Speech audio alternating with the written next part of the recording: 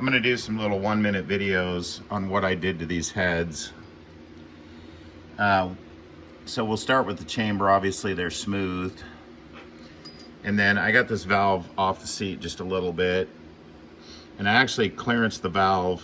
I rolled the chamber back away from the valve. And I even undercut it just a little bit here. You can only do so much. But you got this margin here, and obviously you got to have the head gasket, you know, so you can't touch the deck as far as making it thinner there. But I did quite a bit of work around the valves in this area right here. Didn't touch it up here at all, just smoothed it here, but moved quite a bit of material out of the way here, and kind of did the same thing on the exhaust side. I also realized that these already have pretty big chambers, and the bigger they get, the lower your compression is, which kills horsepower. And I did this mod right here, which I just rolled on the exhaust side. I just rolled it in right here. It's not a lot. Try to get an angle on that. And it needs to be polished more, but just brought this back just a little bit and rolled it in to the exhaust. And I don't know that this little modification here is even going to do anything as far as flow numbers, but I do think it makes the peak horsepower stay peak for a few hundred RPMs longer than it would have.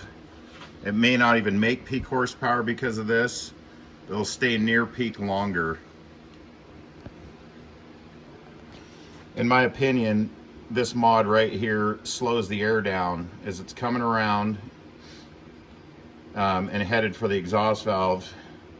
It radically slows down the speed for the air to make that turn and keeps it from trying to shear the air that's coming the other way. And I just think it flows overall better because it's moving. The air is moving when it's going out of the exhaust side really, really fast. And that just, in my opinion, again, slows it down. It just helps the air to make the turn and helps it to stay a lot more uniform on the floor side of the port and on the top side, without the two kind of trying to intersect each other or collide, if that makes sense. Okay, on the intake port, I did not make the opening of the port any bigger. All I did was made it smooth. It's bigger, obviously, because I smoothed it, but I did not port the opening at all as far as trying to make the cross section any bigger. The other thing that I did is on the push rod pinch, the head is, this is the spring side of the head, so this is the top of the port, push rod pinch. I moved a lot of that out of the way. I just smoothed it on the bottom side. I didn't want to kill the velocity of the port. I didn't want to just hog it out. I could have. It really shows on this side. You can see the port on the right at the top, which this is the top right here. The push rod pinch is almost completely removed. And I basically left the bottom in because, again, and I could be completely wrong, the air's not moving that fast at the bottom anyway. So I didn't feel this is nearly as critical down here as it is. The air's really moving up here, and this is a lot more critical. I didn't change the shape of this little ramp. Once you get past the entrance of the port, there's a slight ramp up. I did not grind that out or mess with that in any way. I'll flip the head over. I did mess with the bump where the valve spring is. I didn't grind it out. It's still there, but I just smoothed it. The other thing that I did is the ones that have the rocker studs. See if I can, where the rocker stud intrudes into the port right there. You can see the threads, and then it looks like there's nothing. That's because the rocker stud is ground perfectly flush. Looking at a different port, you can see that slight difference in color. That's because the rocker stud is shaped to exactly match the ports. The only thing you see is just a tiny bit of thread, and I even kind of rolled the edges of that exposed thread so you don't have as much of a disruption in the airflow to try and help that. This is worse. There's a little more thread in this port here. Let's see if I can get some light up in there.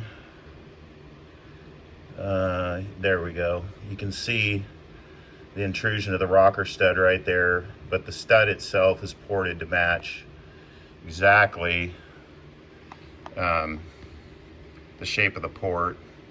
The floor I didn't really change too much either. Just changed basically the texture, just smoothed them out. Probably the most work that was done was in the bowl.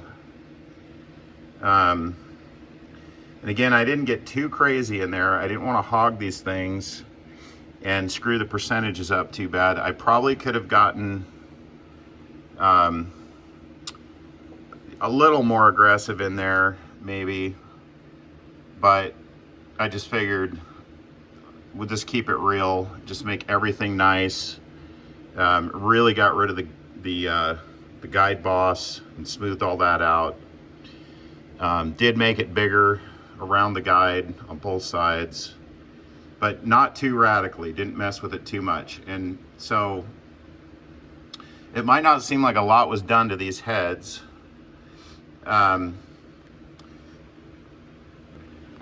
But when you start adding up each little thing, like back cutting right here so that airflow can get around the intake valve, cutting the guide boss down and shaping that, it is bigger on both sides of the guide boss. You know, it's flowed a little bit more through there.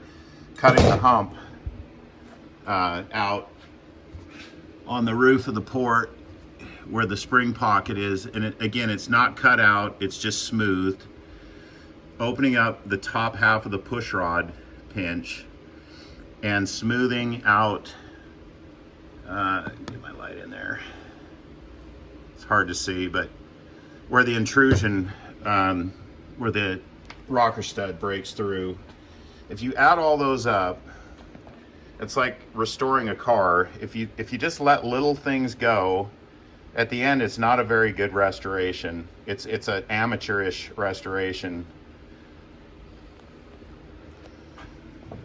But if you absolutely just don't let anything go, if you pay attention to every detail and you take care of all those little things, and each thing is worth a few CFM or maybe more, maybe 5 or 10 in some cases, it adds up at the end to a lot.